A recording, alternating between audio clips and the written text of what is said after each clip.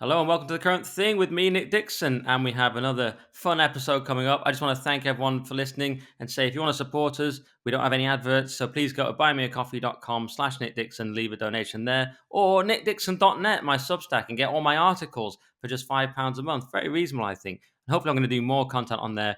But you know how it is. I've got blooming GB News, I've got Weekly Skeptic. It's all getting a lot. And I know there's lots of things you can donate to, and I'm already asking people to donate to basedmedia.com. But if you want to just donate to here instead, that's completely fine with me. So Nick Dixon, buymeacoffee.com/Nick Dixon, nickdixon.net. And now I'll introduce our guest, which is once again the radical English gentleman, aka woke Zoomer Rory, back again for his woke takes. So Rory, last time you did get attacked a little bit for being very woke, but people still like you, basically.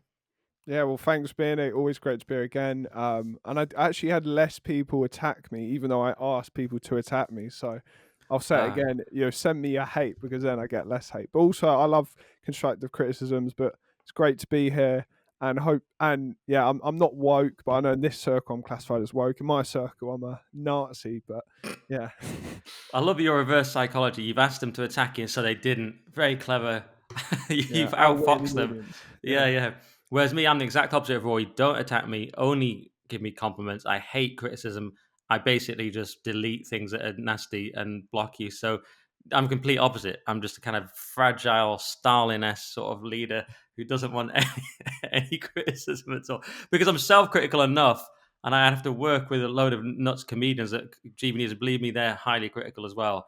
And I was criticised my whole life at a Northern Comprehensive School with a Northern family. So believe me, I don't need it. But Rory thrives on it.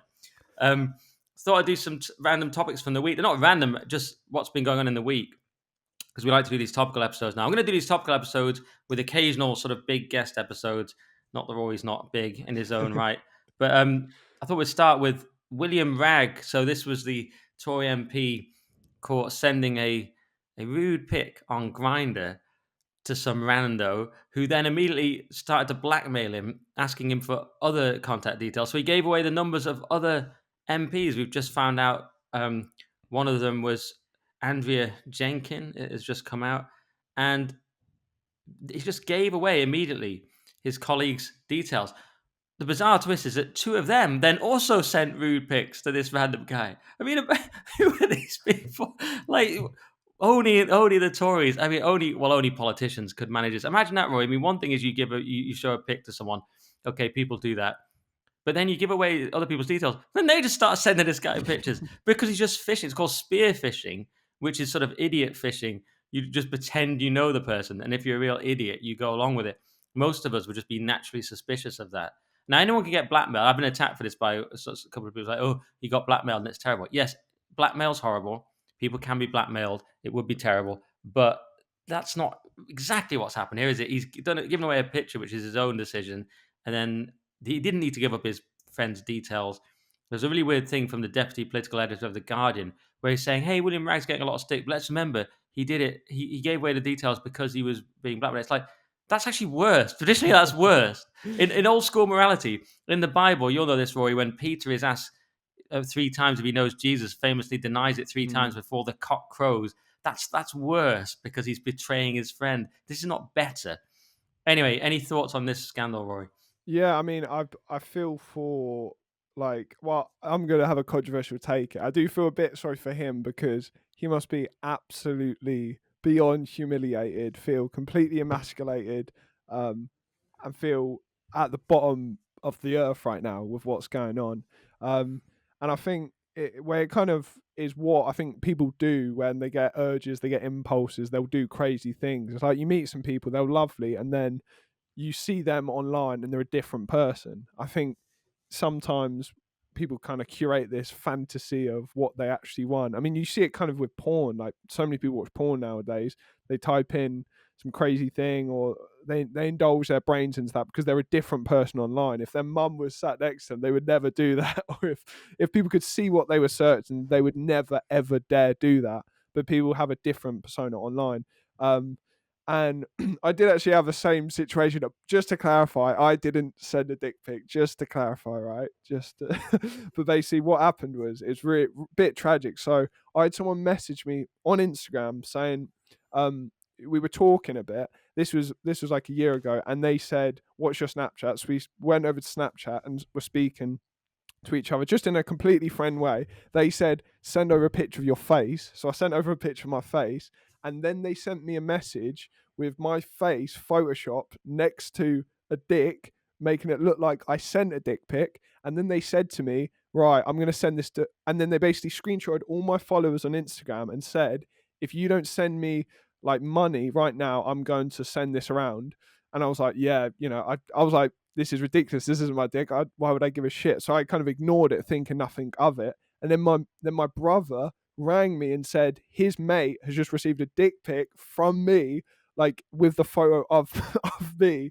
And I was like, holy shit, they've actually gone and sent a supposed dick pic of me. And it was terrifying because I had a bunch of people who thought that was my penis that just got sent around, and it wasn't, because I thought nothing of it. And I had to do a whole apology, and obviously what's the first thing anyone does when the dick pic's revealed? Oh, it's not mine, it was, it was somebody else's. But it actually was in my case. That's why I'm saying on here, so people it wouldn't make sense for me to say this if it was bollocks. Sorry about the It was the dick, not the bollocks. Yeah, crucially. yeah, exactly. And yeah, so I do feel like there are a lot of people blackmailing, and I would just say to anyone out there, don't even send your face, because I thought that why would they do that? I was like, why would they do that? And that happened. So, yeah, like, I don't know what is the credit, like, is it 100% confirmed with those other people that they also sent photos? Is that Well, I don't. It's apparently that two others sent stuff as well. That's what the story was. But yeah, that is very disturbing. Like you say, how easily people can do that. That is horrific. That's a bit different because there's no indication in this case that it was made up. But it seems that he actually did send it. It's a little bit different. Whereas the guy was actually just photoshopping you. So yeah, but that's a horrible situation. It's just weird, isn't it? I mean, most people. I mean, I think it's also partly like a gay man thing. My theory on this is if a woman received a stranger saying send me sort of stuff, she'd be like, no, this is creepy, right? If a man received a woman saying send me stuff, they're like, this is a bot, this is no way, this is real, or this is a guy scamming me. No girl is suddenly requesting pictures of me. But if a man from another man receives it, that's just called grinder. That's just called like gay culture, right? Is there something in that? well, I'd say, yeah, maybe just because there's kind of a tendency, isn't there, for like uh gay. I mean, I'm not being homophobic here, just to clarify, right? But I'd say there's more of a tendency for people to be more adventurous, let's call it, in certain communities than other communities. I mean, I don't know what the kind of gay dynamic is of that, because I'm a heterosexual man Yeah, personally. just make it very Um, clear. I'm hetero. Yeah, no, I'm not gay. I'm I just not think it's gay. logic. I don't think there's anything controversial about that. It's logical. A woman has a safety issue. A man just knows that women don't strange women don't request pics, and it just doesn't happen. So yeah, it's men together doing whatever they do. Yeah, I just think that's an element of it. People don't necessarily want to go into that part of it, but it's really weird because Jeremy Hunt's been like, "Oh, it's so courageous. He's been so courageous," and they've just sort of all rallied around him. And he's not lost the whip. I mean, giving away your colleague's details to a scammer, even aside from all the sort of sexual element, that's kind of what do you have to do? I asked on the telly, what do you have to do to lose the whip in the Tory party? Because I mean, that seems pretty extreme to me. Although Lee Anderson lost the whip really quickly, didn't he? So don't criticize Sadiq Khan, but you can give up details of your colleagues to a scammer and send dick pics. So that's apparently the Yeah. rules in the Tory party.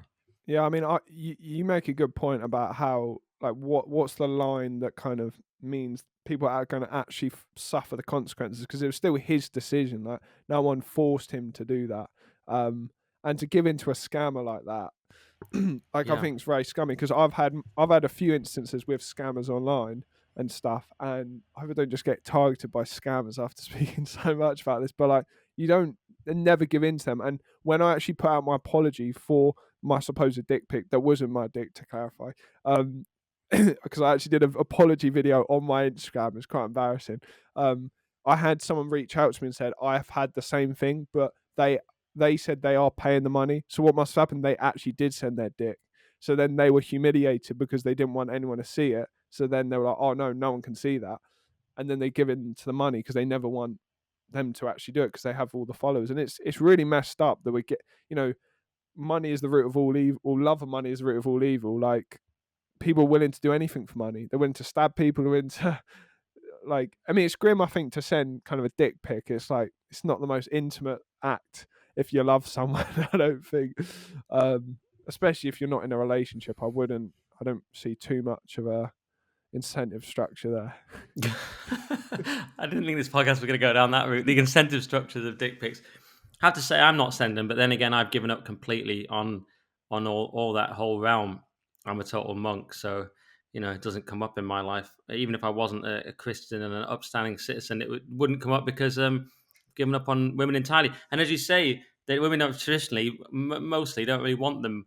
From what I've heard, you don't see many women.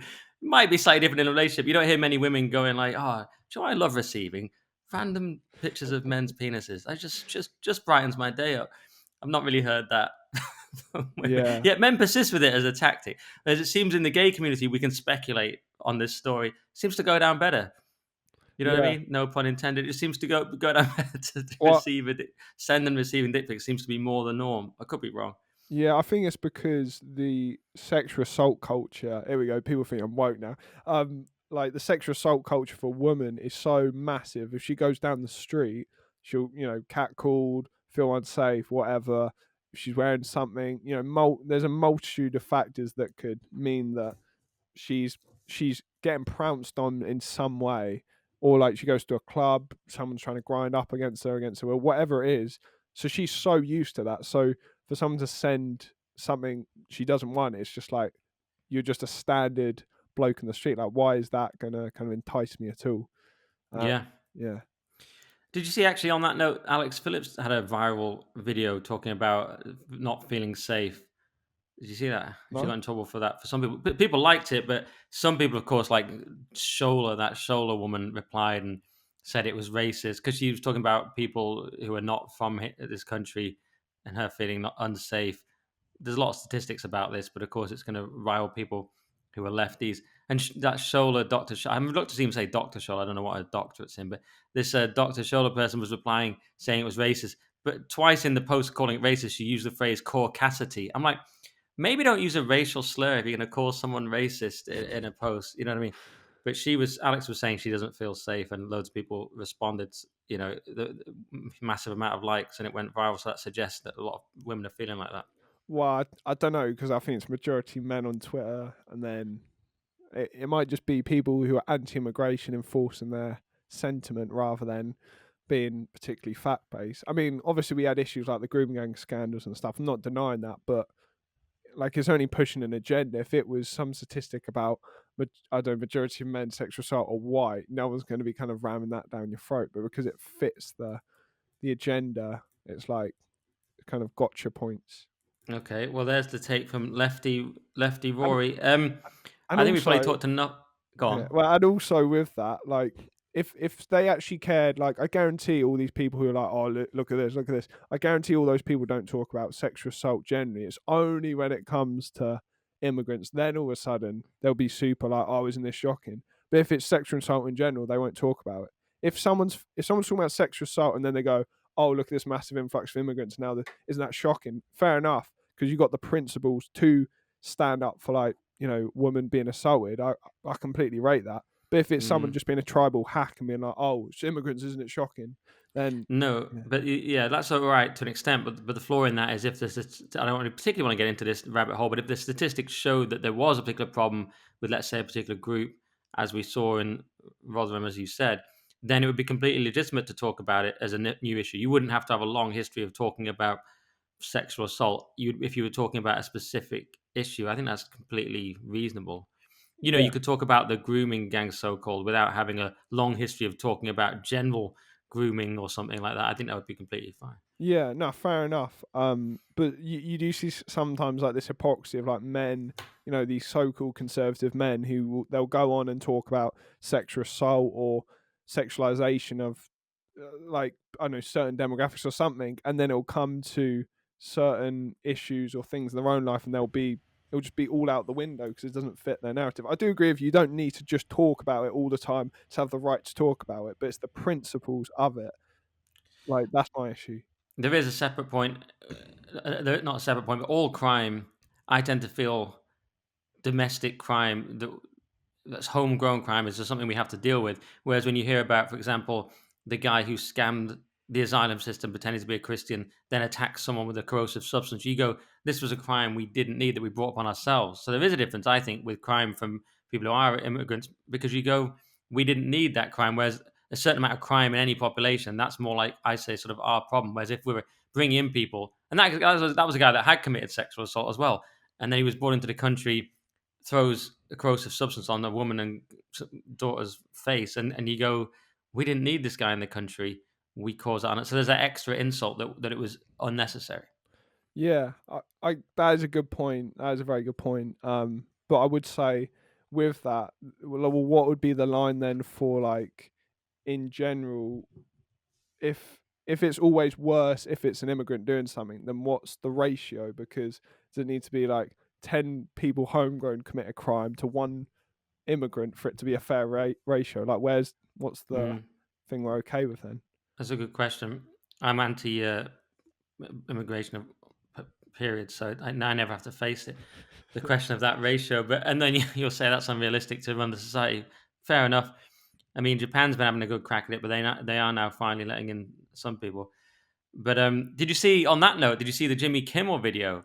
So it just occurred to me as well. The Jimmy Kimmel video where hey, it's so clean in Japan. It's also amazing and clean. Well, he didn't realize he was accidentally making a case for a high trust, cohesive, low immigration society, where things run better. He didn't realize what he was doing, but he was making a case for Japan. Yeah, I just thought it was quite interesting. Like, things run much better in Japan. The United States is a shithole, basically. So it's interesting. Why is that, Jimmy? But of course, it couldn't go to that next stage or the end of his show. But yeah, I mean that's an interesting point. I think like, and then you look at Hungary and Poland, and there are certain things you could attribute to it, like sexual assault or rape, and be like, why is it so low? Or like knife crime, for like proportionally. However, it's also causation v correlation. It's like with the MMR jab. Like, people say, well, since I got introduced in America, autism's been on the up. They say this is because of autism, but they don't. And I'm just to clarify, I'm not super pro-vaccine. Like, I'm quite anti the COVID vaccine, but people attribute that to it, but they don't. They wouldn't, like. There's so many factors. It could be diet, could be sunlight, could be what's in the water. There's loads of variables, but it's like, oh wait, this happened here, so it must be this. I think Mm. sometimes people. I mean, Japan, it could just be the case that their culture's tidy. Like, Mm. Question mark there. Let's let the listener decide. What caused your autism? I'm sorry. That's going to be one that Rory has to apologize to his friends for. That's offensive on so many levels because it calls Rory autistic and it implies being autistic is bad. Of course, I don't think that. Most of my audience are autistic. People have called me it, so it's actually a great compliment, Rory. But I oh, don't actually think thanks, you mate. are. You Thanks, seem mate. you actually seem, because a lot of the you seem to you seem quite sociable and you don't really seem to have any of the traits of autism. Really, you just the only reason I say even made that joke is because how many young men are like into sort of politics to your level in this kind of detail. It'd be better if they were, but they're not, are they? Yeah, I mean, no, it's fair enough saying that. So some things I'd say I am quite like socially inept of. Like, one thing which is it's a good thing, but I don't care if like I'm a complete outsider of my opinions. I do not care. Like, if I go into a room and no one agrees with me at all, I don't care.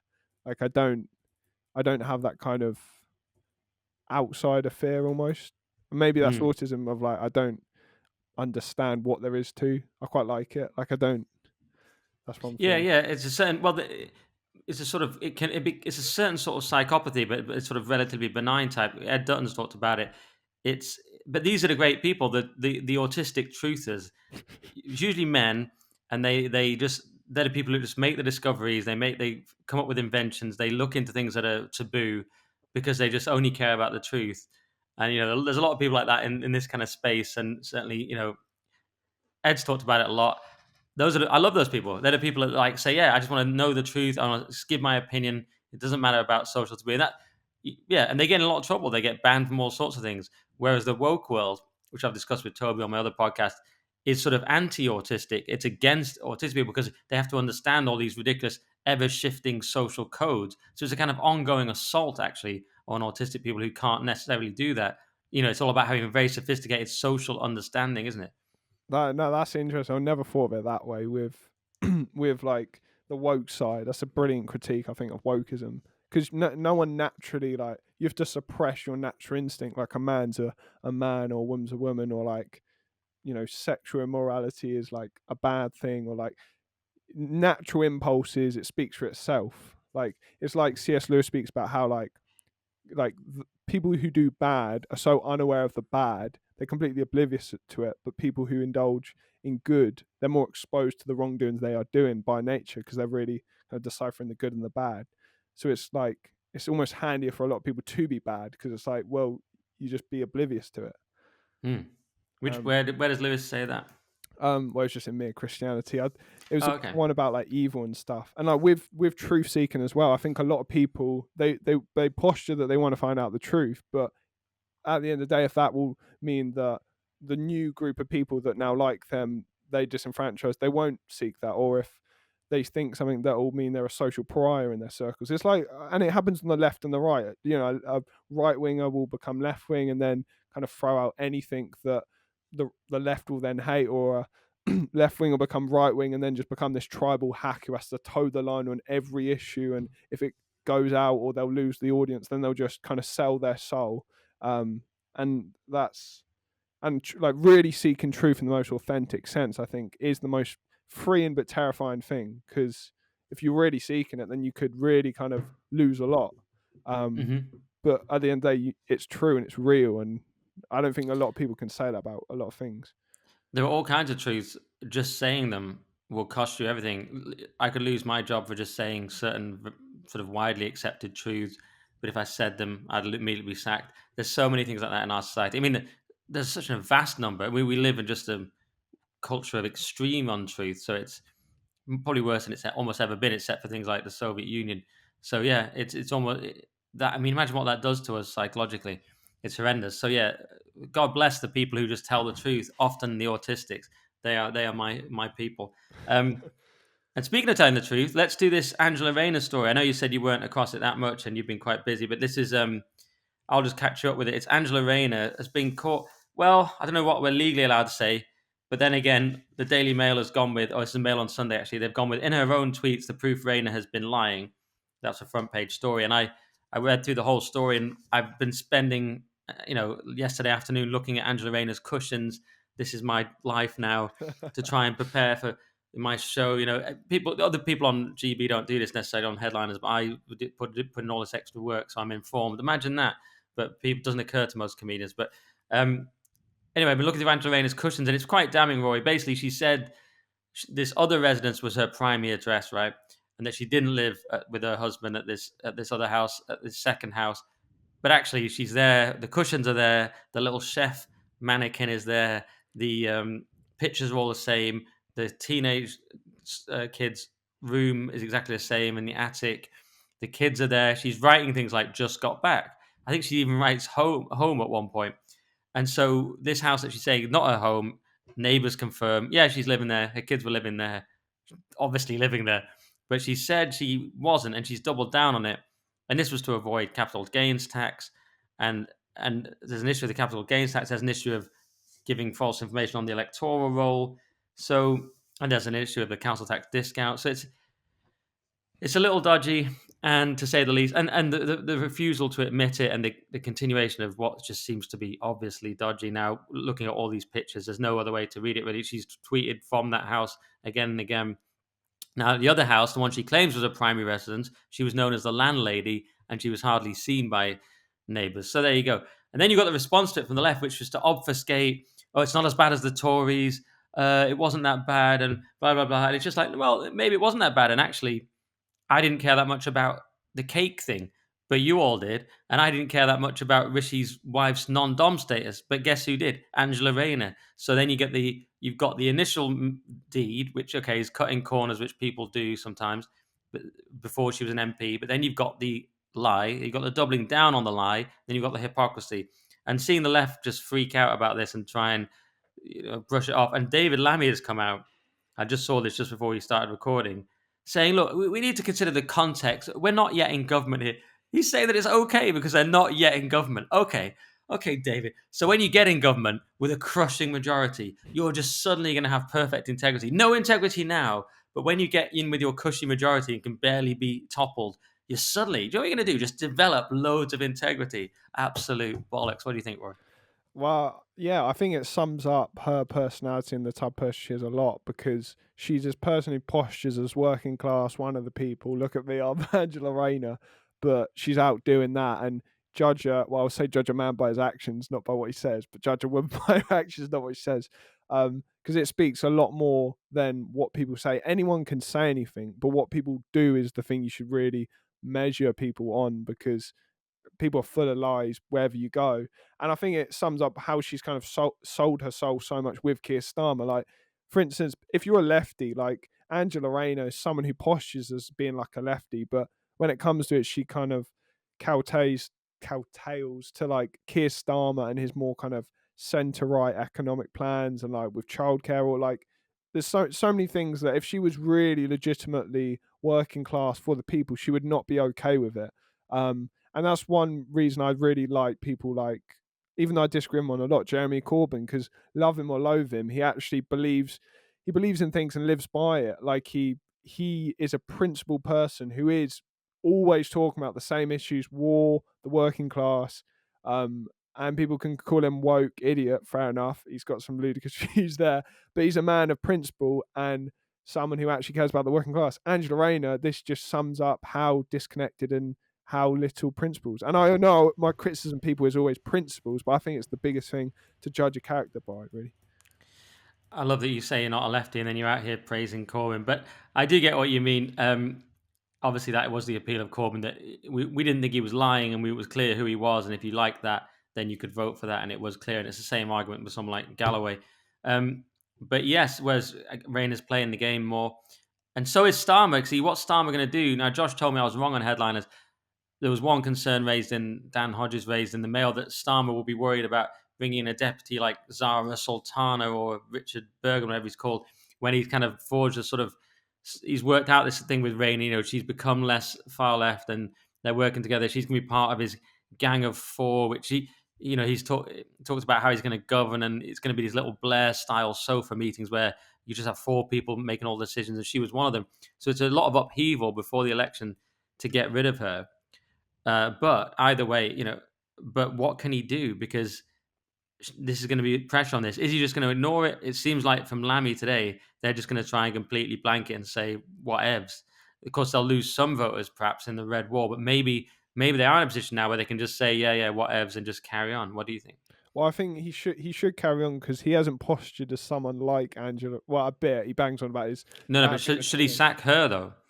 No, I don't think he should. No, because that's not even the person he's going for really. With the new brand of Labour, it's not that working class blue collar person anymore. So Yes, but it is about integrity. It's very much about I'm Mr. Integrity. I'm like a straight shooter. I wouldn't do all these corrupt things that Boris does. Come on, the cake thing and all that. They're obsessed with like, oh, I'm Starmer stands for like straightforward, common sense, honesty. What the deception element, not the working class element, but the deception element is the well, key. yeah, no, that's good point because I didn't really address it. I would say with that, Starmer, I don't know how he could really come out and say we're integrity because he's U-turned on everything. I mean, look at what's happened in Israel with Starmer's position on that. I mean, what a pathetic man!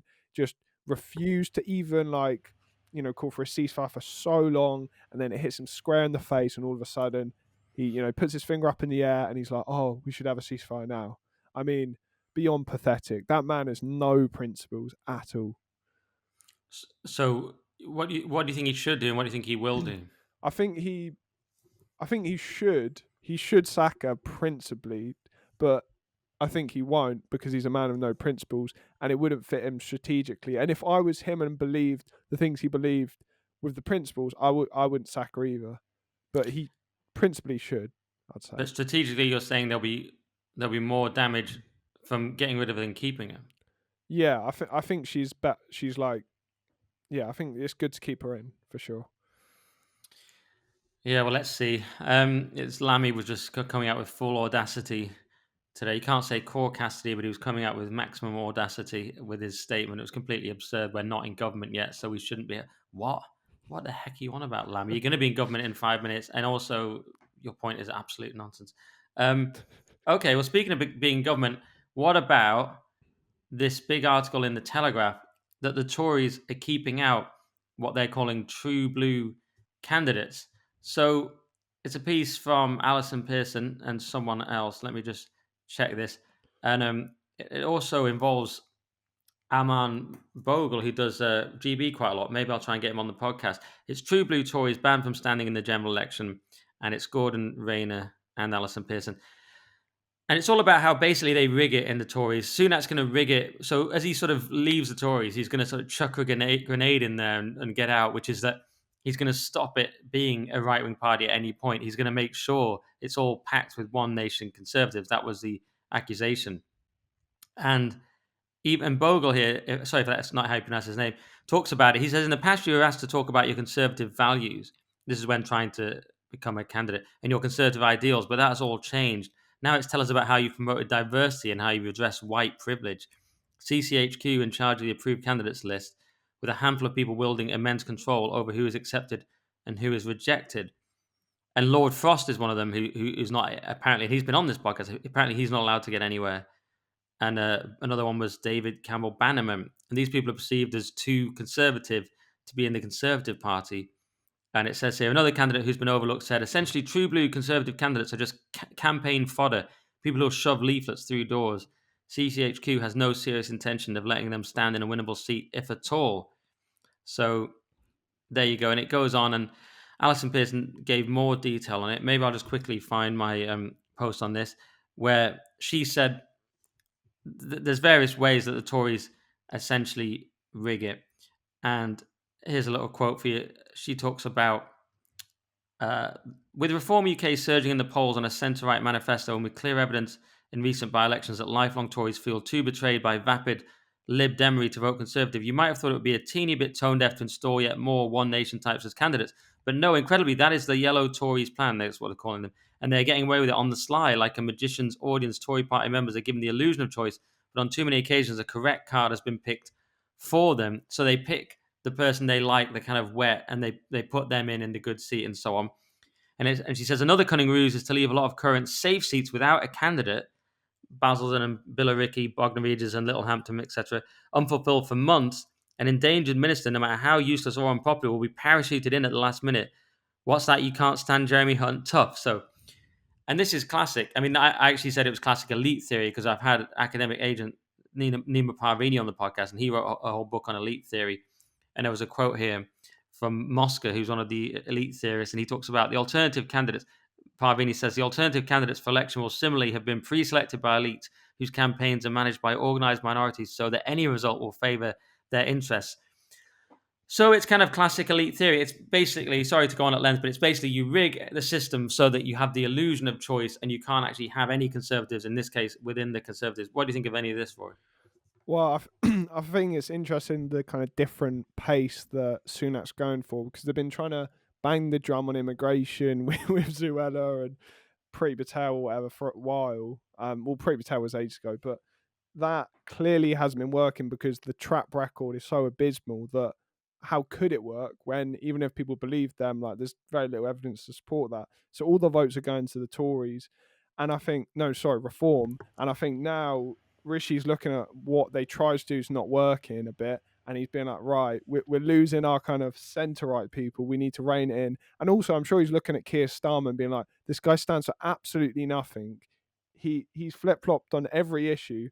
He's very moderate. Well, I would say more moderate, not far left. I know you might call him far left. And he's absolutely smashing it. So he's probably thinking we're not going to win all those reform votes. We could scramble a few close to the election and just call Labour irresponsible with the economy and scramble a few votes from that. Because there was a poll that recently came out and it was like, I'm not sure how many, it was like 400 and something Labour seats, Tories like 130, I don't know. And Reform actually had 0, which is quite crazy. And the poll showed on YouGov that like Reform are just going to do well in every seat or whatever. They're not actually going to like get a seat, which is bonkers. So like Rishi can't build his base off Reform voters. He can't because he has to either win all the Reform votes and they're not going to vote for him based on the track record.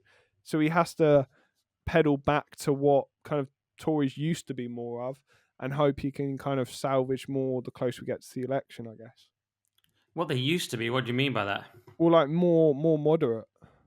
Yeah, well, it's not what they used to mean. They've been different things at different times, but yeah, I mean, it's the wetter side of the Tory party. It's not even the Thatcherite side. Really, this is not. I'm not even convinced this debate is between the right of the Tories. It's really between the liberal Tories, the Thatcherite liberals, and the full-on left liberals. I mean, that's what I would say. You've got the NatCon side of Miriam Cates and Danny Kruger and so on. That's only a small part of the party. What you've got is that a lot of the people they won't accept are basically just Thatcherites anyway. I mean, I think Frost is a sort of mixture of Thatcherite and Natcon, but a lot of them are not that. Thatcherism. I mean, this is a massive debate, but Thatcherism by many is thought to be a liberal project anyway. If you ask Peter Hitchens, he'd say it's a liberal project. If you ask Roger Scruton, he'd admit that lots of the things she was known for were sort of liberal and Austrian economics and so on. But she herself and her instincts was more patriotic and so on. He makes the case was more sort of conservative. But actually, they won't even allow Thatcherism. They won't even allow the Liz Truss Thatcherism, now called Popcorn side. They just want full on yellow Tories, as they call them, Lib Dems. I mean, it seems so pointless. But I see what you mean. You're sort of saying they're trying to beat Starmer at his own game, or long term, they want to be the opposition again. So they're just going to try and be more like Starmer, basically. Yeah, I can't, because they can't carry on, because why would anyone in their right mind who's going to vote Reform vote Tories? There's no switch that could possibly happen, I don't think, where they'd be like, right, let me vote for him.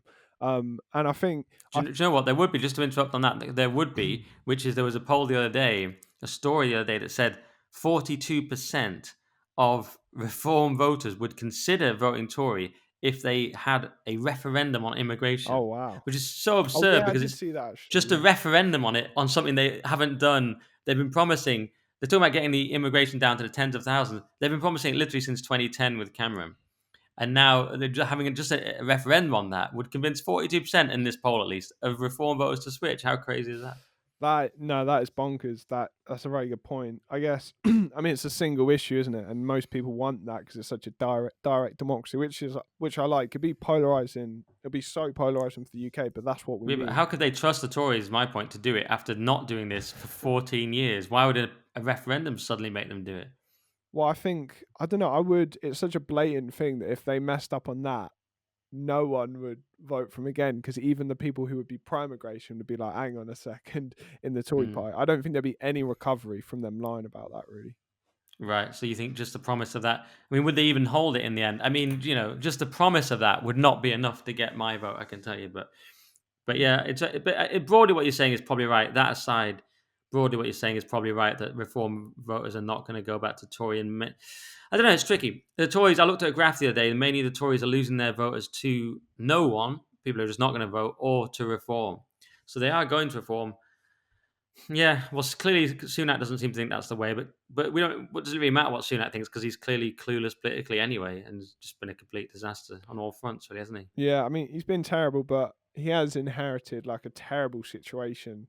Um, I don't want to cut Didn't him need to, though, slack. did he? He 'Cause could have just let the leader stay in, the one that people had voted for, which was Boris. Or then he could have let the one that the members voted for stay in, which was Truss. But he had to come on, right. completely unelected in every sense. So he was always, he didn't. He sort of grasped the poison chalice himself and said, "Yeah, lovely poison." Yeah.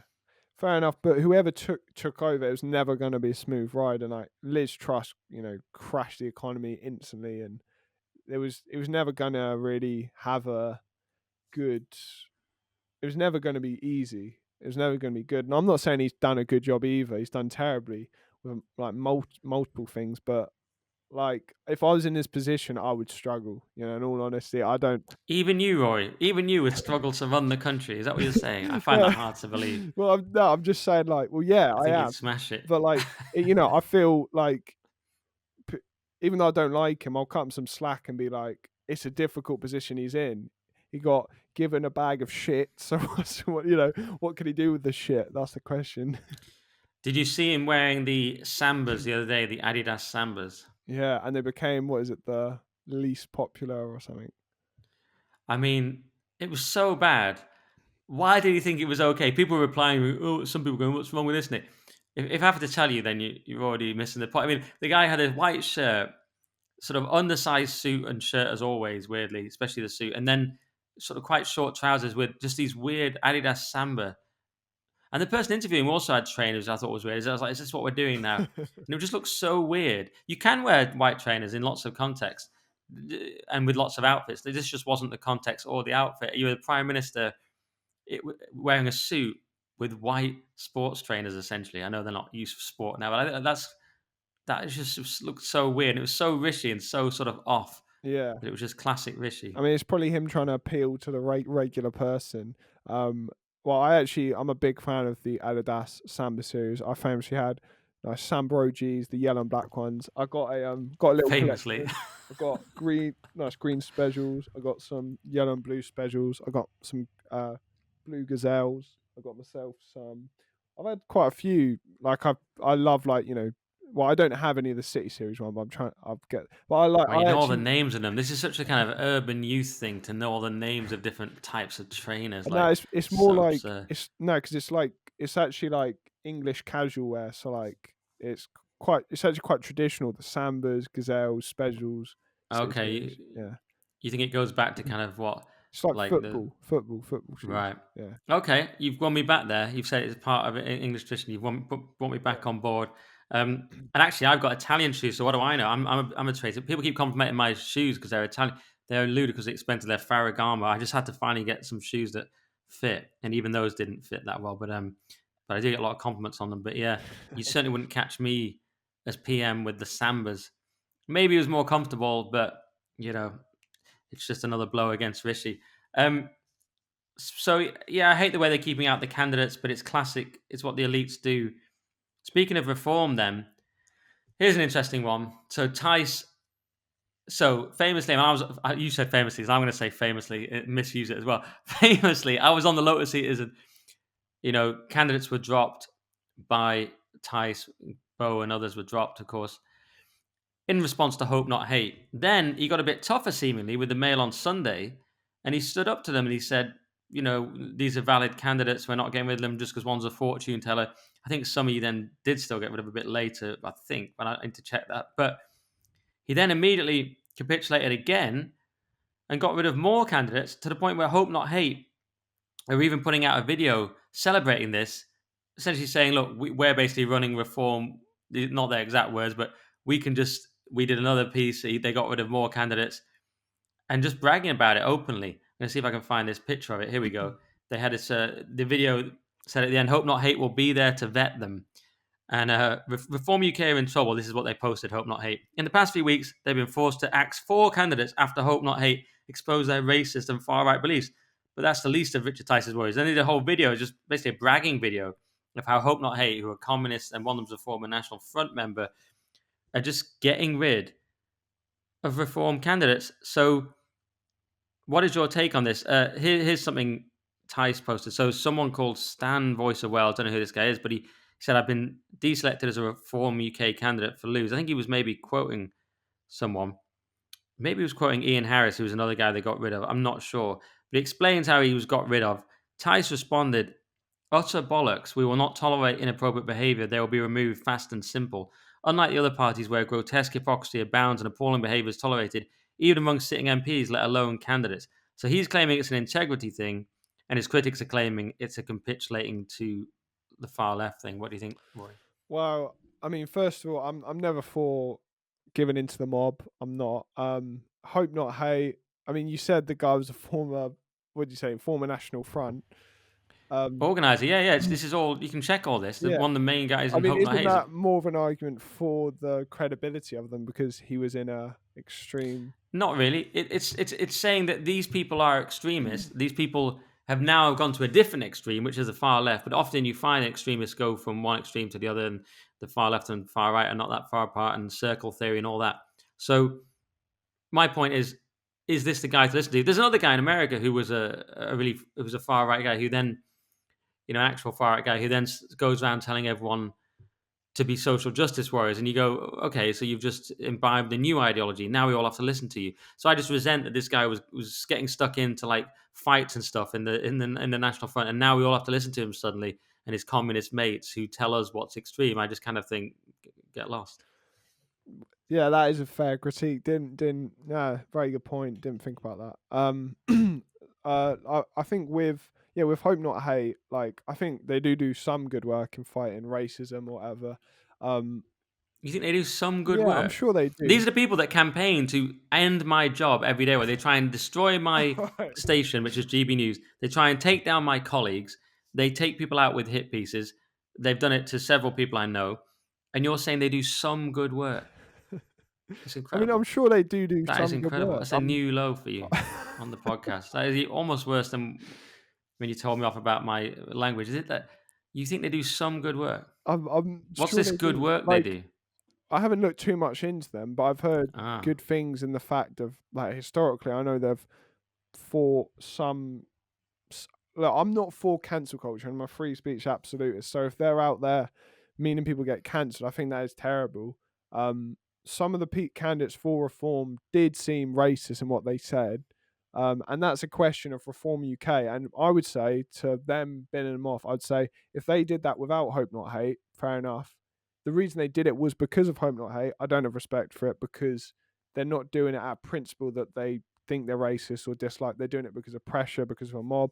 And I do think that's wrong because, as always, bang on about principles. The only reason they're doing it is because of the pressure, not because of principles of being against racism or whatever some of these candidates have said. Um, and look, I haven't looked that much into Hope Not Hate, so maybe I'll regret my comments that they're doing some good work. But I've heard good things. I'm not saying now. I'm not saying now, but I have heard historically they've done some good things anyway. They'll probably put me on the street soon because they'll take my main source of income because they're already going after people at GB. They already went after one of the our guests on this podcast, and they will keep going after people, and they'll go after every reform candidate, and they'll go after every GP news presenter. They'll go after everyone on the right. Maybe they'll eventually go after you. Maybe you'll be so far left by then they won't. But they're coming for absolutely everyone. And the idea of someone's done good work. You have the Southern Poverty Law Centre, just a name at this point. It's just another leftist, hollowed out organization. You have all these organizations that are just leftist organizations. You have the ADL.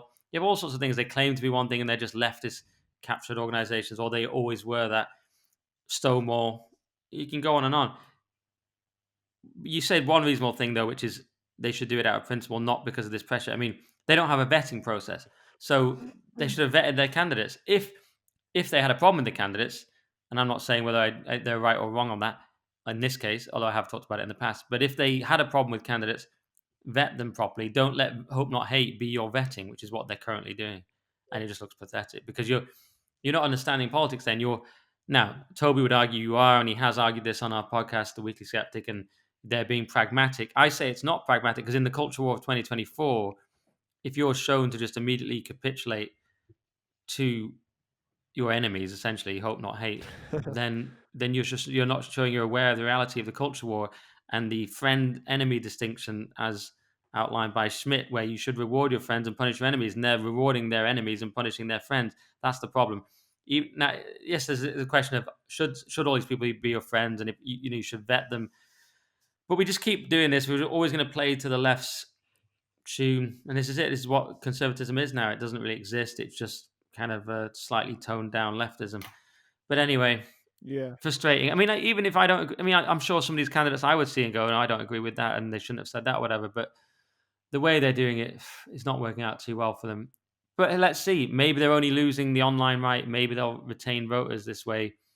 They could win back my vote. That's the one thing. I think Bro said on that podcast on the Lotus Seeds he would never go back to them. The one difference I would say is if they changed or if they got wiser to all this, they would come back. I could potentially vote for them. I'm not saying I wouldn't ever if they completely change. For example, what if Farage came back? Now, there's an interesting question. Uh, Nima Parvini posted the other day: is the tactic actually just for Tice to do all the dirty work? Then Farage parachutes back in, and that's the theory I've thought of before. Maybe that is it. Farage comes back at the right moment. Tell you what made me rethink that though was going to Farage's birthday party. I'm not going to spill anything because I'm not sure what you're supposed to say when you go to parties and stuff. But I think this is pretty much out there that he had a speech. It sounded like he was going to make an announcement, and in the end, he didn't make the announcement. He just said it would be a shame to spoil the booze up, and he hasn't said what he'll do yet. But the vibe I get is that he really likes, and he said this, so this is all out there. He loves his job. He's getting some money now that he hasn't had for a long time, income. He likes sort of being in America and doing all that. I've started to think really he just genuinely doesn't want the hassle and actually wants to carry on his nice life. So I'm not sure he'll come back. What do you think about that? Well, well, first of all, I think about people getting cancelled and stuff because of hope, not hate. I'm sure if I was in the same position, I would hate them to bits as well. And like I could be completely wrong on my view of them doing good work. I'm talking about a while ago, like how it got started and stuff. I'm sure now it is kind of a ridiculous woke organisation, and if they're trying to shut down GB and stuff, I mean that is pathetic. And like people losing their jobs, can't stand that. And about reform with Tice, I'd say that is a good kind of hypothesis, I think, of what's going on because I think Farage, I spoke about this last time, but if Farage comes back, he has to properly come back.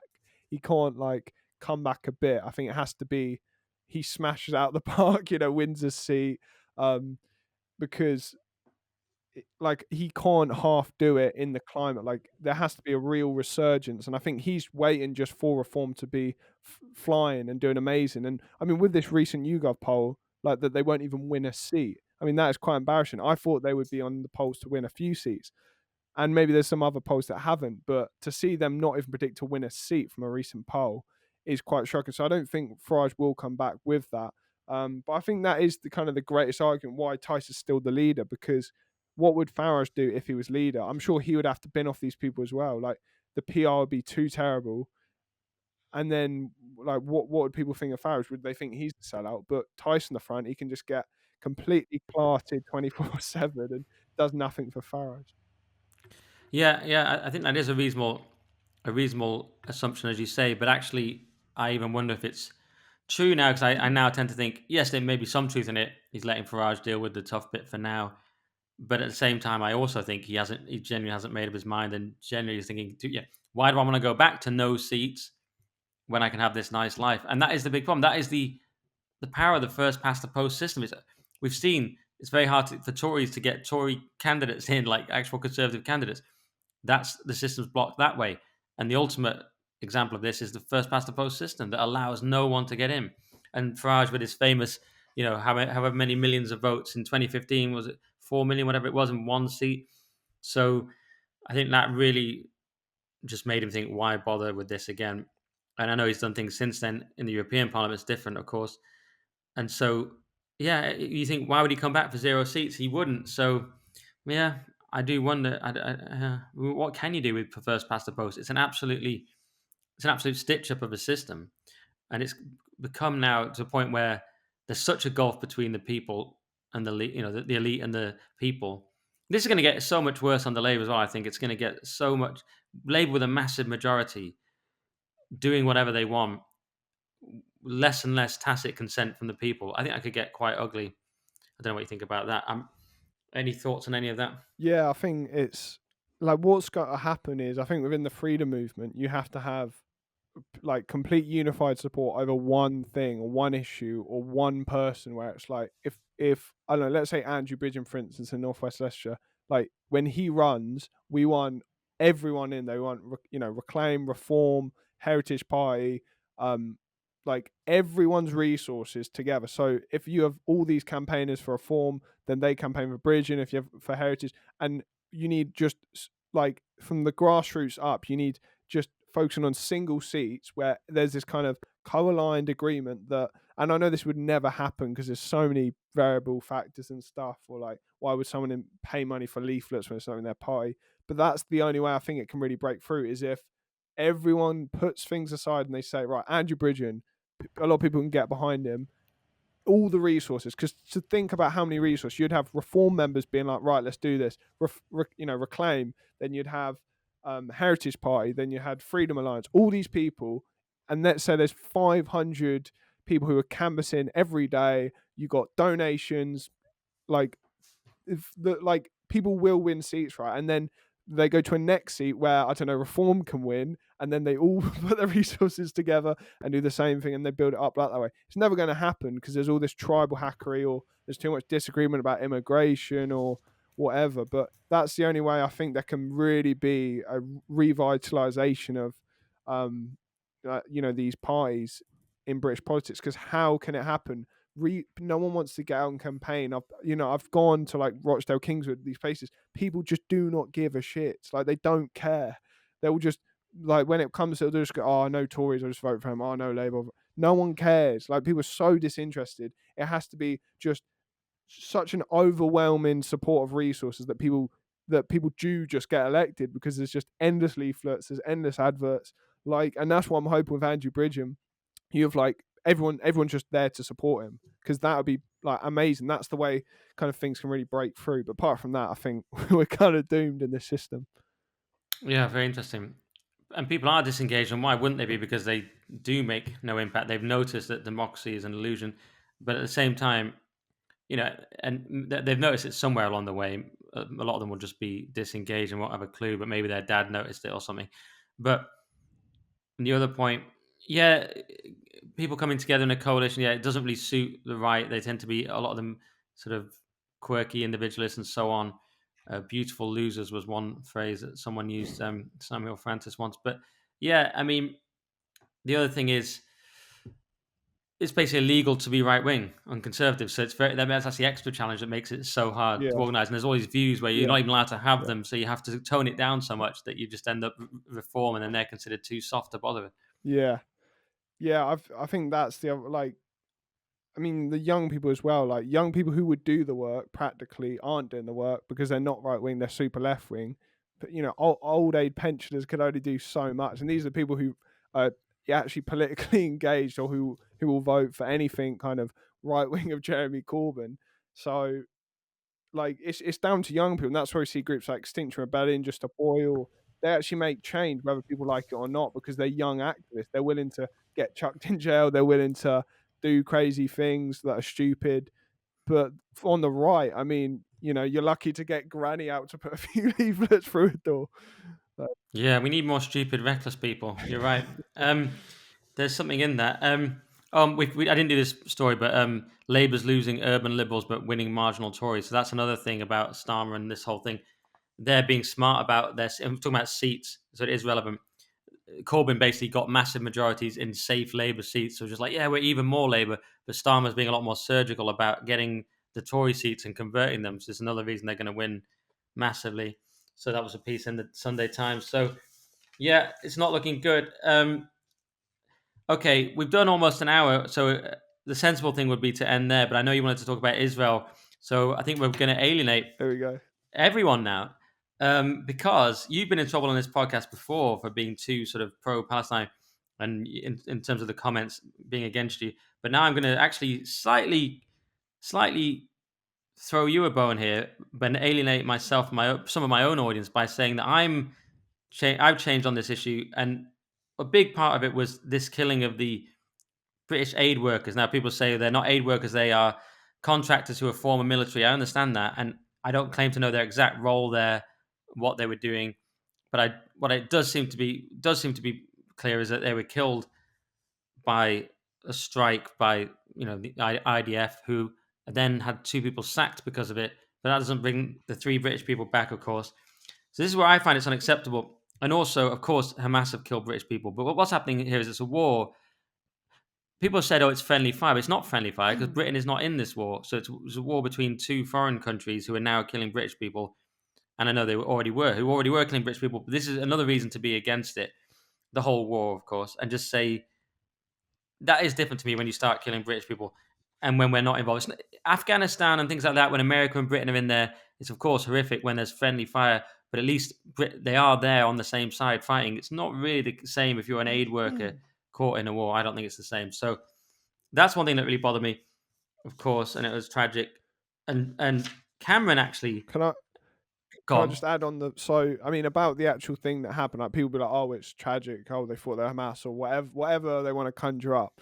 One, there's been more aid workers killed in this conflict than almost any time in any conflict, first of all. Second of all, the cars where they were driving was actually a safe place for aid workers that the IDF knew about. So it's not like this was some sort of random location where they just happened to not see the thing on the roof. They knew this was a safe corridor for aid workers, right? So before this actually happened, that, I'm in that vocal about, but I've spoken about on my podcast, interview people. People were screaming about, journalists killed, aid workers killed, and it's took 3 British aid workers for people to actually realize, oh my goodness, they're not actually just targeting Hamas. It turns out when there's 30,000 dead, 100,000 people either killed or injured, 5% of the population, that maybe it's not just Hamas. Like, this was not Hamas, right? The IDF probably did this by mistake. I can't see any incentive why they would want to kill British. It's terrible PR. It's going to cut support, cut funding, potentially. Like, there's no positives for them doing this. So it's clearly a mistake. But it's sad that it took 3 British citizens for people to wake up and realize we're not being told the truth. And you are seeing a kind of a shift on the right. You had Candace Owens leaving the Daily Wire.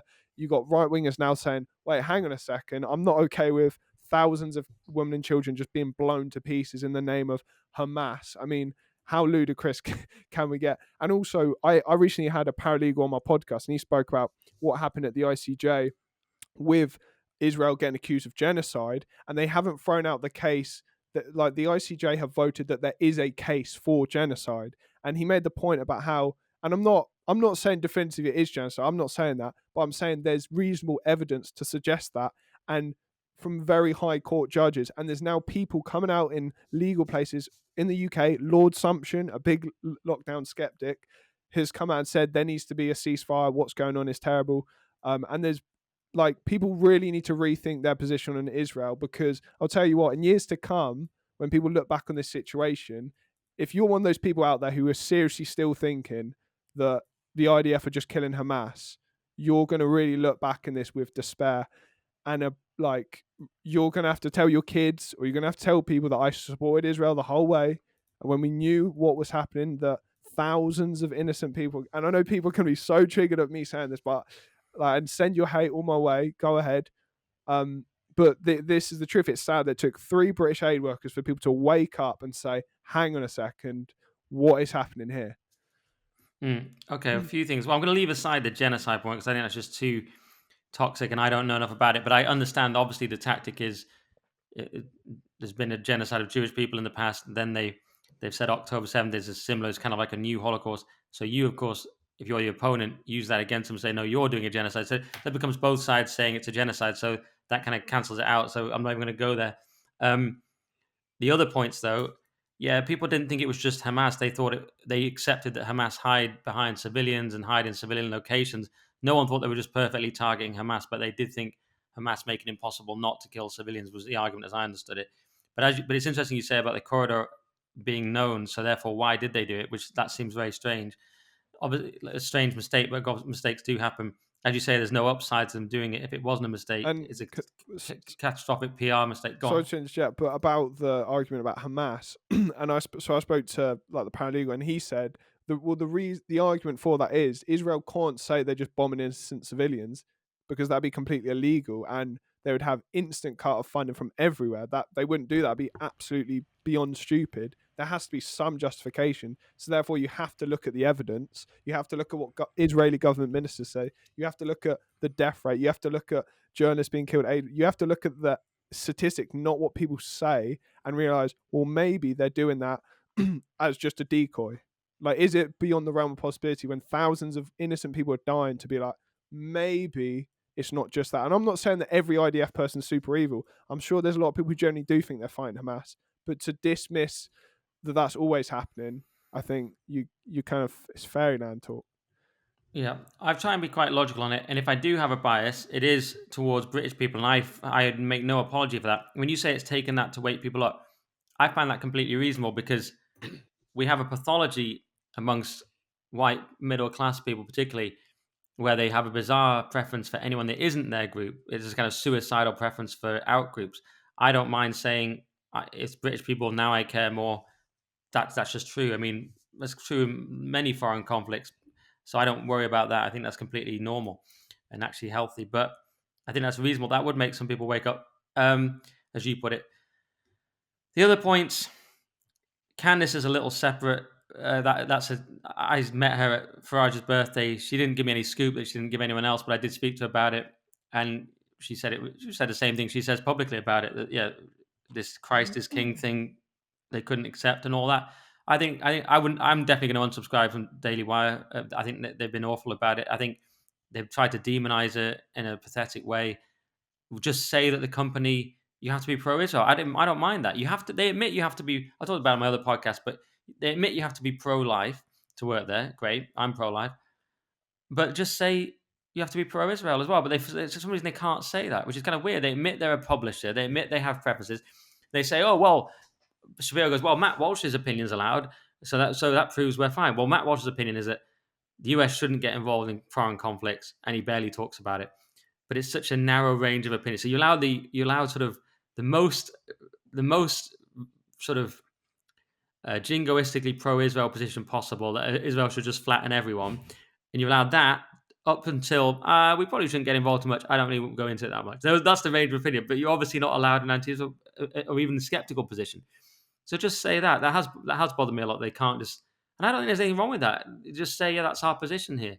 Like we have a number of other positions, but why can't they say that one? Well, for some reason they can't because they get all this flack, I suppose, but they get the flack anyway. So why not just admit it? This attempt to demonize Candace's character and smear her has been pretty appalling, really. Just for as far as I can see, she says some out there stuff, but she doesn't say anything. I don't know, and they're allowed to sack someone as well, but I don't know. I just fall on the Candace side of that. That's it. But and Josh said to me, "Oh yeah, but she's anti-Semitic."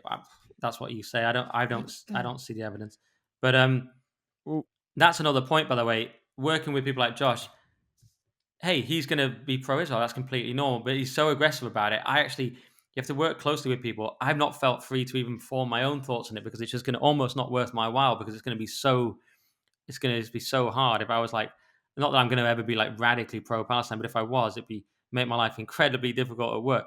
So you just think because people are so emotional, of course, on the issue with reason, but it's just so you think, well, what's this person going to do? Is it going to be impossible for me to work here?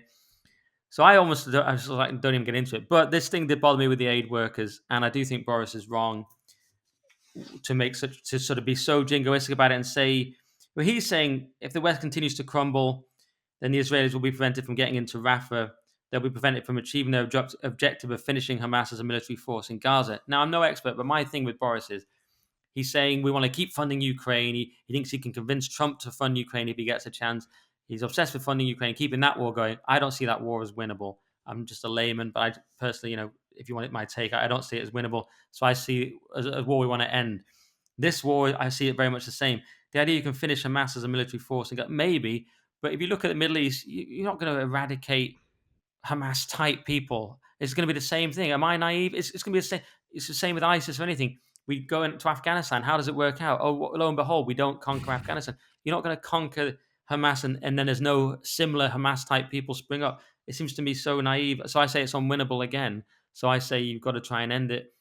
But Boris, in trying to continue it, will just cost more and more lives. Or am I wrong? Am I capitulating? well, first thing about Candace Owens and the Daily Wire, I'd say with that, it's very interesting because when Candace Owens spoke about like like borderline endorsing Kanye or like saying like, oh, there's nothing wrong with what he said when he was saying, oh, I love Hitler and stuff. He's like Ben Shapiro's like, well, I forgot we all that. have disagreements, the Daily Wire and stuff. He was kind of fine with that. The issue is, it's not actual anti-Semitism; it's criticism of Israel. That's what he can't stand, and maybe that's because they have a lot of funding. I don't know. I don't want to point the finger, but they have close ties with them. Like he's done an interview with Netanyahu. He's had IDF soldiers on his show.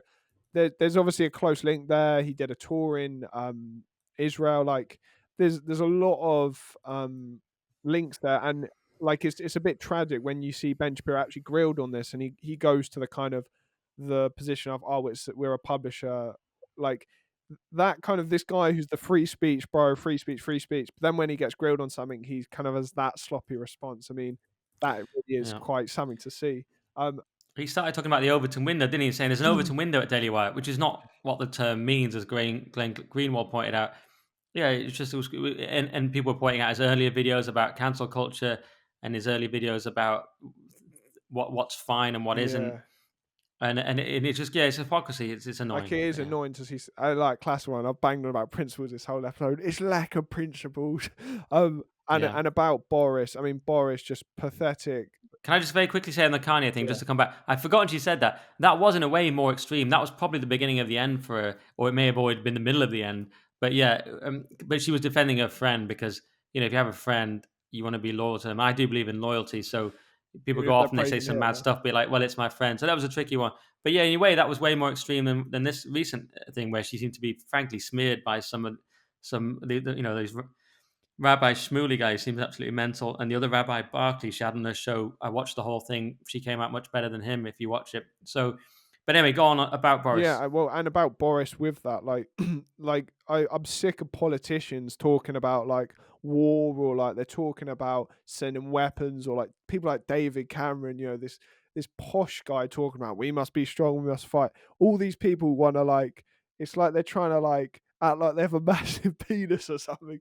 Like that, like it's just so immature and pathetic, because the consequences of it are death, of war, and what that really means in the real world. And a lot of these politicians, they're in their like posh little bubble where, like, they have security guards, they go in their Range Rovers.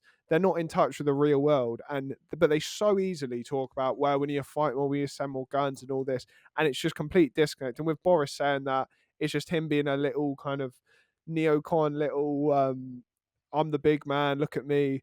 And in reality, like, he wouldn't go over that. And the notion as well that kind of like fighting Hamas, we should kill Hamas. Really, you think like injuring or killing 100,000 people, 5% of a population, that's gonna fight Hamas? Like, this is absolutely ridiculous. If you're in a family in Gaza and you've had your sister blown to pieces, your mother, your son, and you're seeing that, and you're like, you know what, I'm not, now I hate Hamas are the worst. No, you're going to join Hamas are increasing in popularity in Gaza.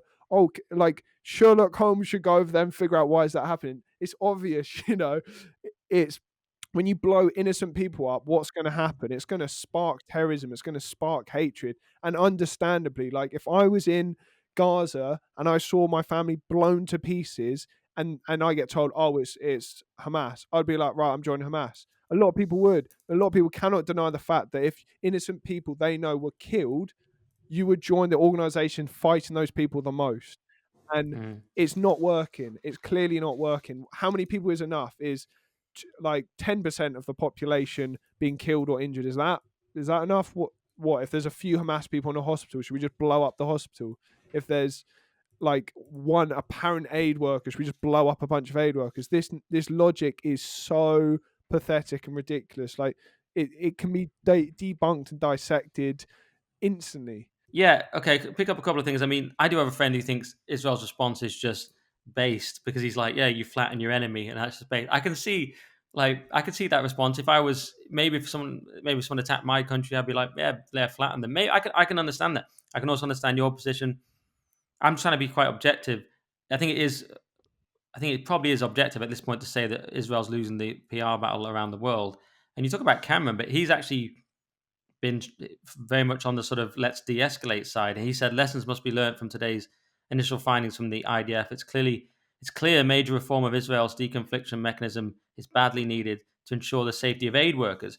Whereas his old mate or old rival, depending on what you think, Boris is actually he's saying Cameron's wrong for remaining silent. He says he's gone into a kind of purdah on the subject, meaning he's sort of gone reclusive and silent about the whole thing. And Boris goes much further and says that we are being asked to shun the Israelis to mount a total moral repudiation of Israel.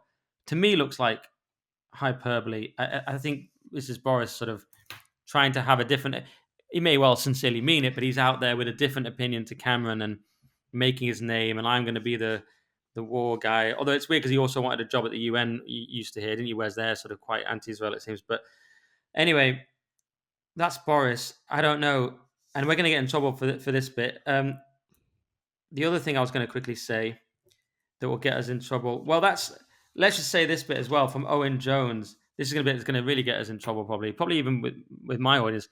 So Owen Jones was called anti-Semitic and all sorts of things for saying that the Germans have a sort of a pathological guilt. I don't. He didn't use the word pathological, but it's such a guilt about the Holocaust that dictates their foreign policy with regards to Israel.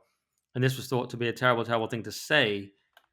But as people have pointed out, that is actually part of Israel's explicit foreign policy, or has certainly been considered. So there was a piece I need to find, which was from 2023, where the Olaf Scholz, is that his name? He had said that they were considering attitude to Israel being part of the criteria for German citizenship. So I think it's not necessarily. I mean, this is crazy that we're now defending Owen Jones in this podcast, but crazily, what he said was not necessarily false. What do you think? Yeah, I think he's got a good point in how Germany can't feel like they can do anything because of their history. I don't think it's not crazy to say that. And I'd also say at this stage it's not even crazy to say, and I know this will piss off so many people, but I wouldn't say it's crazy to say it could be a genocide. Like there's mounting evidence about what people say, about the death numbers, about the targeting of civilians.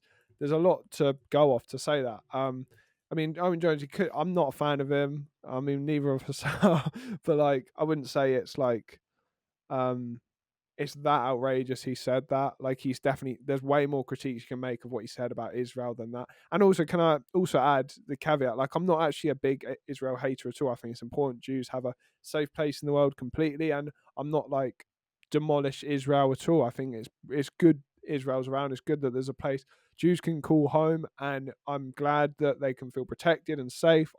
I've the trauma and the history. I'm all for that. It's just when it targets civilians, it's awful. But I think like yeah, the kind of attack on Owen Jones and that is kind of ludicrous. I mean, there's loads of better stuff you can attack him over than that.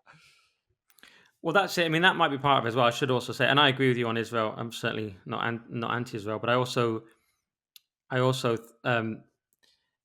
think people might be looking at his whole history, and that's perfectly fair as well. They might be saying, well, he's a far left Corbynite. He's had history. He's had form with this.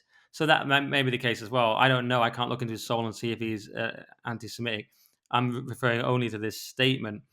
And here we go. So there was this piece in the new citizenship test, which applicants must pass to acquire German nationality. Candidates could be asked the name of the Jewish place of worship, the founding year of Israel, or Germany's particular obligation to it.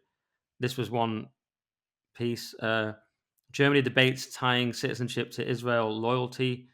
This was in 2023. Maybe people can. Maybe these sources are dubious. I don't know. They seem to be fairly mainstream, but maybe people can tell me if I'm wrong, and I'm sure they will. Um, it seemed like that particular point on its own. Of course, Germans have a guilt or German culture. I don't know what you like as an individual German. You might be maybe if you're an individual German, you might feel like some of us feel about this constant talk about slavery and colonialization and all this. You might feel like, hang on, this wasn't me that did it, And it's different because Britain's empire had some positives, it was a relatively benign empire and so on, and we ended slavery. So it is a very different scale to the Holocaust, which has no positives, but it's like it's you might feel as an average German citizen, hang on, this isn't me. I'm sick of this, which might be why certain parties are doing better in Germany on the right. There might be some feeling of that, well, and in general, the same problems everyone's having immigration and so on. But what it seems is the elite have taken on Holocaust guilt as part of their sort of I don't know standard operating procedure to the point where they're considering it being part of the citizenship test to have a certain attitude towards Israel and things like that. So you could argue that's the case. It's a controversial point, but it's not necessarily Owen Jones's worst thing that he said. But then again, tensions are very high. People think this guy's got a history of this kind of thing. They'll certainly hate him for it. So maybe there's something in that. Maybe I don't know enough about it. And people say, no, you need to, Owen Jones is wrong. And it's obviously, yeah, he's obviously not. We're not going to be a fan of me, is he, and vice versa. But um, and like I said, I don't know if it's I don't find the genocide talk very useful. But um, all right, that's the Owen Jones thing, which is going to get us in a lot of trouble. But so let's just for a bit of balance, to be very fair, let's look at this other thing finally, which is I just saw this today. Just 1 in 4 British Muslims believe Hamas committed murder and rape in Israel. I mean, what do you make of that? I mean, I that's haven't seen that. disturbing, isn't it?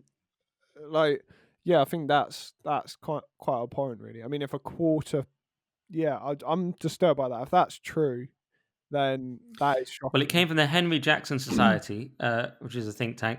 A counter-extremism think tank found that 46%, this is in the Telegraph, of British Muslims said they sympathise with Hamas. Yeah, that is So how quite about quite that? dodgy. I guess, well, the historical Quite context dodgy. to that would be a lot of these people might have ties with people who have been killed in Gaza or occupied, so therefore, like, I'm not justifying it, Only hang on. Only 1 in 4 believe that Hamas committed murder and rape. I mean, there's no historical ties that justifies that view. Murder and rape is murder and yeah, rape. no, I think that's disturbing. That is disturbing, and that actually It's that's a good appalling. argument of why we should stop blowing up, or Israel should stop blowing up kids in Gaza, because it's not going to de-escalate. Like, how is seeing thousands of your brothers and sisters die going to stop you being extreme? It's not. It's only going to spur it, and that is shocking. That is a shocking stat. Like, that is, yeah, They also found that just over half, 52%,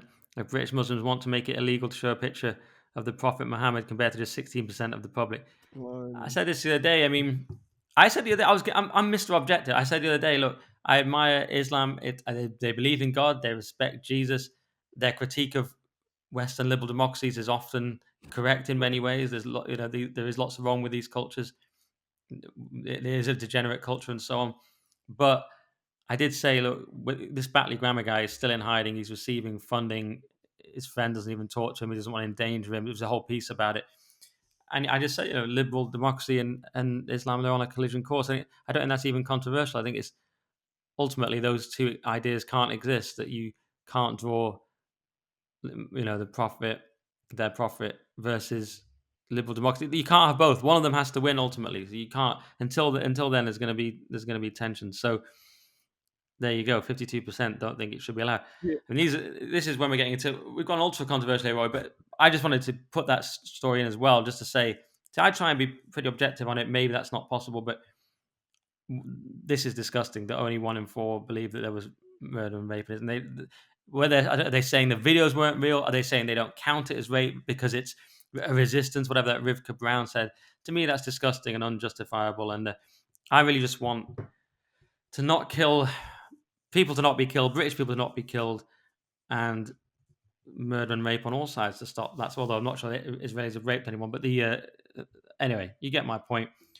Yeah, I'm just. yeah. I think I've been feeling pretty balanced on it. I don't even know why I got into it on my own podcast when I don't Well, have to. I But think it's, I just thought we might agree for once, and we did. We yeah. agreed to an extent, And but I didn't go as far as yeah, you. no, I do agree with that, and it is a question of integration. I mean, like, I saw a poll the other day. What is it? 50 over half of British Muslims think being gay should be illegal.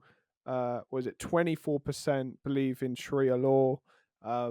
Very disturbed. What is it? I think it was more than a quarter believe that a gay person shouldn't be allowed to be a teacher.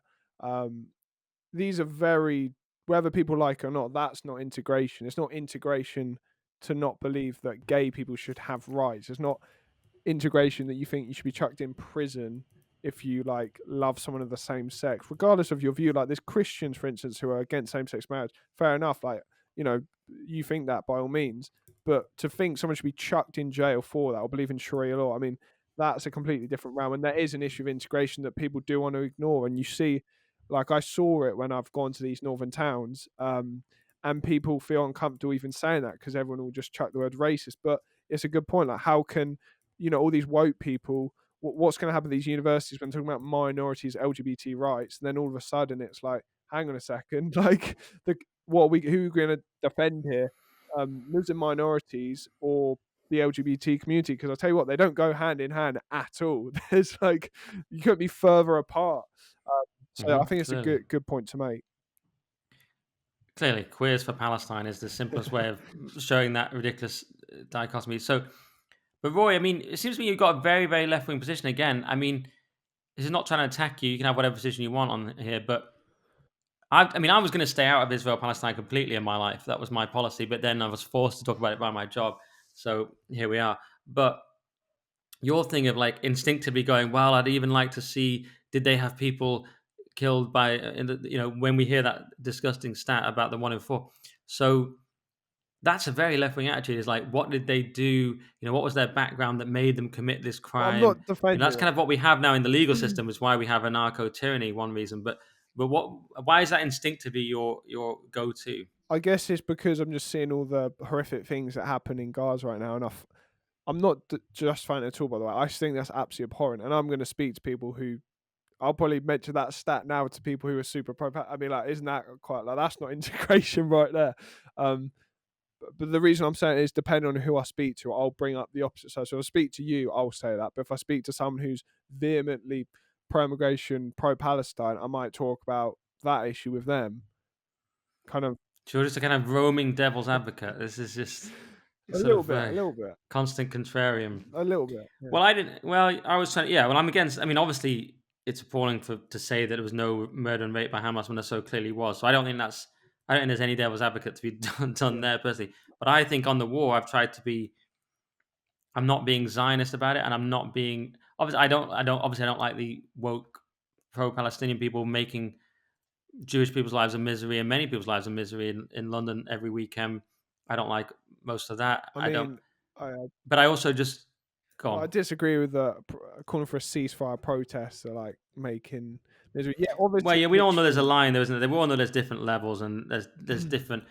We all know it gets pretty nasty, and there's of course some people who it's legitimate and some people who it's not. We all know that, but Yeah, I mean that's a different kettle of fish. I think about protesting because I would argue majority are peaceful. They just want women and kids not to be killed.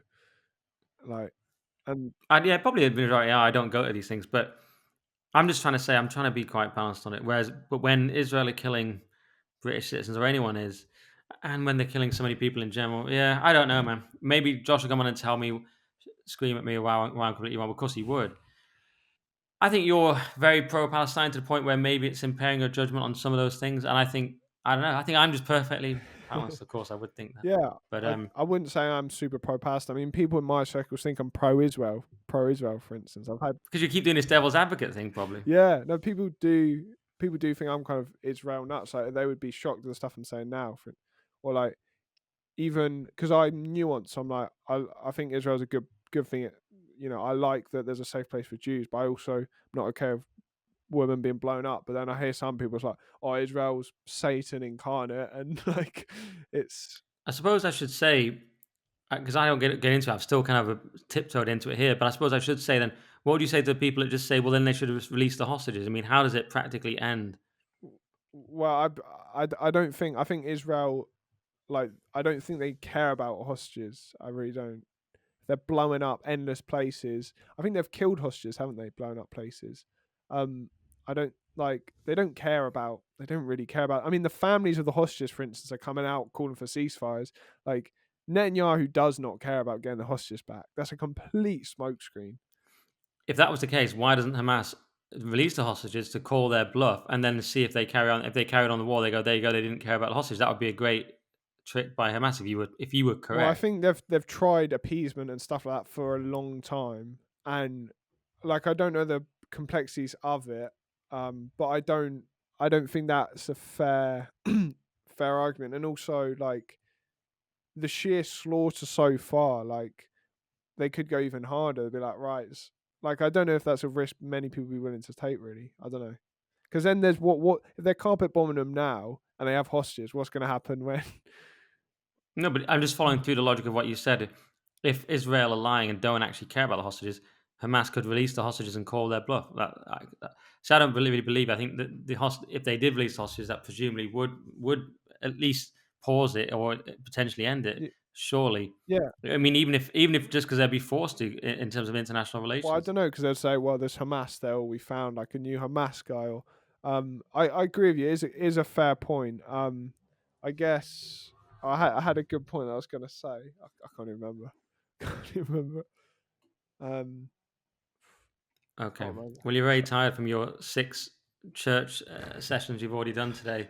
Um, did you see that, by the way? Maybe just to end on something not even lighter at all. But did you? I forgot to say I was going to maybe ask you about Dawkins. Did you see where Dawkins said that he was happy that less people believe in Christianity, but he's now realizing he'd much rather live in a Christian society with all the nice cathedrals and the non-extremist beliefs. Did you see that clip? Yeah, I saw that. I mean, that was something. The atheist, the guy who's converted millions of people, and coming up with like, "Oh yeah, actually," and apparently he said it before, but still, I also it was a bit smug of him though, because it's like here he is, a guy who's preached kind of self righteous, I'm right, religion's complete bollocks for ages, and now he kind of realized, oh wait, actually it kind of means the downfall of society, even if people don't believe it. And he's like, oh, actually, I would prefer it. Like, it's such a he's kind of from in his high horse, I would like society to look a little bit like this. Like, it's very kind of up in the sky.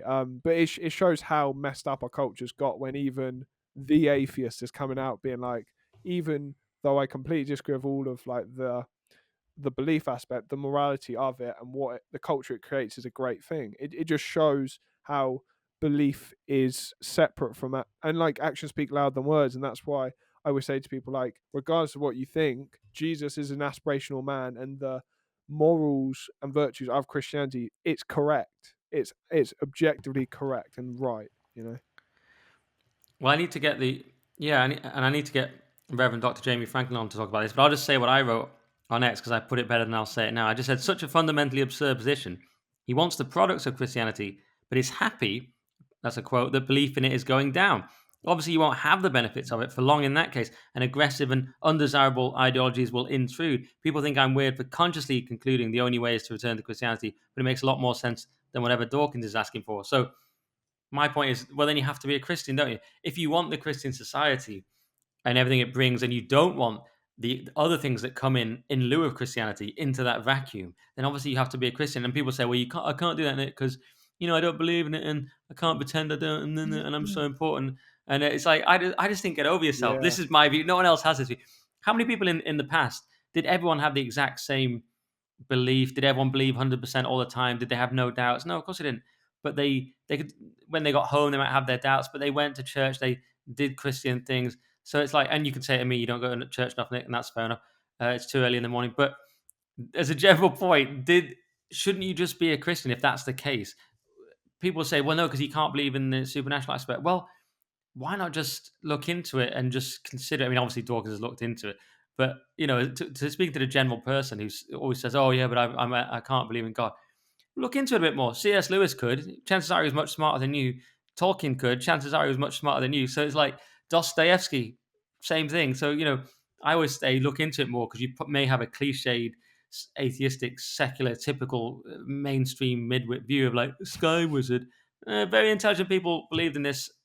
There's this idea of linear progress. We've just progressed beyond God. Now we've got iPhones, and this is your sort of standard midwit technocrat idea in this culture. But of course, it's not that simple. These are perennial ideas, and they don't go away. They cycle back and forth. When the new atheists thought it was one, it wasn't. So I just say look into it and consider it. And we might. Is there another option? I mean, I've looked at paganism. Maybe we should be pagan, but like this idea of just oh yeah, I want the cathedrals and the entire culture. And new atheism anyway is a Christian movement. It comes from Christianity. It's never based on Islam. It's not coming out of the Amazon rainforest either. It's coming from a post-Christian. It's using the Christian ethics and saying, well, I just don't want these bits. That's, as far as I can see, that's all it is. I mean, it's very much what Doug Wilson used to say in the debates with Christopher Hitchens. He used to say Hitchens is referring to a set of ethics that he's borrowing from Christianity in order to debunk Christianity, but he has to get them from somewhere. Any comment on my rant there, Yeah, Rory? no, I think absolutely spot on. I mean, it's like, people have these views, and it's their views are like on the shoulders of giants, but they don't kind of admit they're there. And I think what you said is spot on. And I'll give you an example. My granddad, who's like 85, he's a Christian, right? He plays the organ in church, gone to church his whole life. Doesn't believe in miracles, doesn't believe Jesus resurrected, doesn't believe in any of the supernatural things at all, struggles that completely. Massive Christian his whole life. There's so many people who are like that, but people have such a immature view of Christianity where it's like, oh, you need to believe in everything or you're absolutely nothing. It's like such a little kid's view of like the world of like, oh, and I speak to priests regularly, and not regularly, like I'm friends with these priests, but I have spoke to priests, and the amount of priests I speak to have so many doubts that it could all just be completely made up. You'd be shocked. You'd be absolutely stunned, because anyone who's really explored kind of concepts, philosophy, or like different arguments, to have that much clarity, you're either not exposed to the arguments, you have religious delusion. That is a real thing, and loads of Christians have that, and I see that in church all the time. Like So what you said about being culturally Christian, you just are Christian, I think is absolutely spot on.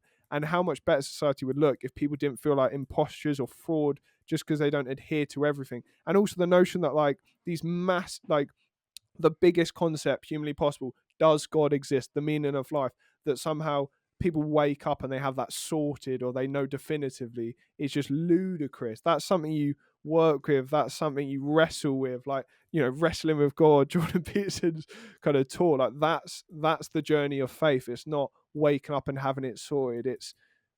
I don't know how people, and when I see like Girls Gone Bible, chucking a rag to them, when I see them like, I love Jesus, or you know, Jesus will cure depression or stuff like this, like I don't even know what to respond to it, because that's not even, I don't feel that's my faith. Like, if you're really wrestling with these concepts and ideas, how could you have such a simplistic view of it? It doesn't. If you spoke to Sam Harris, you'd be like, "Holy shit! Like, what am I thinking?" Because they're such massive beliefs and concepts. You don't just come to a conclusion like nothing. Like, you know, Rome wasn't built in a day. You're not going to come to clarity in a day. It's much more complex. So I think you're absolutely spot on what you said about like cultural Christianity. Oh, good. Well, we found an area where you don't have to play devil's advocate and you can just agree with me. So that's great. Um, but yeah, well, that's one thing I found very frustrating. The idea that me, hopefully a thinking person in my own little way, a Xennial person who comes from a very cynical generation, because I identify more with Gen X. I'm on the cusp of millennial. Um, the idea that I'm suddenly and a northern person, sort of the idea I'm suddenly just like an evangelical who's speaking in tongues or believes in the sky wizard, as they put it. It's just, although I do believe in God, it's just so insulting. I find it very easy to believe in God in terms of intelligent design. You know, you look at the galaxies and the universe and so on and so forth, how everything's so perfectly organized. And the idea that's random is ludicrous. And even Christopher Hitchens admitted that's the toughest argument, the fine tuning argument, which is very similar, which is, everything just worked out perfectly for life and for everything to work, and the chances of that happening, very hard to justify by chance alone, although atheists do still. So he admitted that was a tough argument. That's only gets you to deism. It doesn't get you, or theism, but it doesn't get you to Christianity and triune theism, as some people call it. So it would oh yeah so it would get you to deism, but not theism. Even with deism meaning that the God who created everything but doesn't intervene, theism meaning that does intervene, and then it certainly wouldn't get you to triune theism of Christianity. But it so that part's easy. It's harder. The other part's harder. But as you say, it is partly a decision. Peter Hitchens called it a decision. He's like, "Well, I looked at the universe and decided, did I want it to have meaning or not?" And he goes, "And well, I decided I did." And he says, "Lots of people decide they don't want to because they don't want the responsibility therein, and they want to just be free to be atheists, hedonists, or whatever it is they want to do." Whereas he said, "I looked at it and said, I do want my actions to matter versus I don't," and it's not such a clear cut decision as people think. And so that's you make that decision based on that. But people treat you like you must have just had a visitation. I mean, I did have an incredible dream where I saw God and Jesus, and I could talk about that dream, but I only had that afterwards, after sort of rationally coming to it. But people find that incredibly silly, and they think that doesn't. Even Carl Benjamin said, "No, it didn't really do anything for him. You can't just force yourself to." But what were most people doing in the cultural Christianity of our past? Were they all experts in it? Were they all 100% believing in all aspects of it? I mean, I do believe in it, and I've looked at the resurrection. I do believe in it. You have to make a decision one way or another, or ideally you do. But most people actually, I have a friend who's certainly acts like an incredible Christian person, much better person than me. Even he hadn't thought deeply about the resurrection. He is a Catholic, but he hadn't even thought that much about it, which I found strange. But we've lost the PR battle. Speaking about we're talking about the Israel PR battle before. We've lost the PR battle so badly with Christianity that it's just now that the average person thinks, "Oh, Sky Wizard, oh, I don't believe in it." Just as the average person in the past would have gone to church, gone along with it, written Christian on forms, just thought of themselves as Christian. Now they've got used to thinking of themselves as atheists as default, and that's the big loss, and that's where we lost it. Yeah, no, that's one. The defaults change from atheism to no, from Christianity to atheism.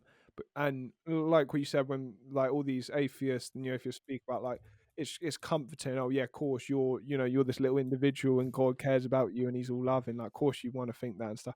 And to an extent, there's some arguments they can use that are quite good. However, it's a lot more scary that you can't lie to yourself. Like, it's a lot more scary that like, oh, someone knows the thought before you think it or the action before you do it. I don't think anyone can say that's less scary than like you can plaster a reality. Because if that's the case, as soon as you shut your door on your house or whatever you're doing, then technically nothing matters. Because if nothing is overlooking you, omnipresent, omnipotent, omniscient, then like you can just create a reality outside, close your door, and be completely different, because there's no intrinsic overarching power structure to your actions. So that's a lot more scary, that when people can't see you, how do you act? Because if you believe there's a higher power, then that will change you. But if you don't, then you can curate this perfect little reality of how people perceive you. Yeah, that's interesting. And also, it's not necessarily the case that Christianity is the comforting version. If you think about hell, one kind of hopes hell is a metaphor. You certainly hope. I mean, hell, whether it's there's Hades, there's hell, there's whether it was like strictly part. There is an argument that it wasn't strictly part of really Christian doctrine until quite a lot later, and you can make those arguments. You sort of hope that eternal torment is not a thing, don't you? So it's a tricky one. It's certainly not clear cut that it's a much more comforting way, because they've both got pretty scary aspects to them. No God or God. But and on things like the Big Bang Theory, people talk as if that's solved, but the idea everything came from nothing, which is quite a silly idea. But then on the other hand, for there to be God, who created God? So then you get into this infinite regress problem of, so on both sides, that no one's really won that debate either. Mm, So anyway, but people talk as if it's one. I just find it fascinating when C.S. Lewis was much smarter than all of us and went from atheist to Christian. You know what I yeah, mean? I agree. And I would suggest anyone watching, watch Christopher Hitchens v. Dr. Craig. Brilliant, brilliant debate, 2.5 hours. Does God exist? He gives a brilliant evidence based argument of why God exists, instead of, because a lot of people are like, oh, you believe in this kind of nonsense. Dr. Craig, immaculate speech, fantastic. Watch it, it's brilliant.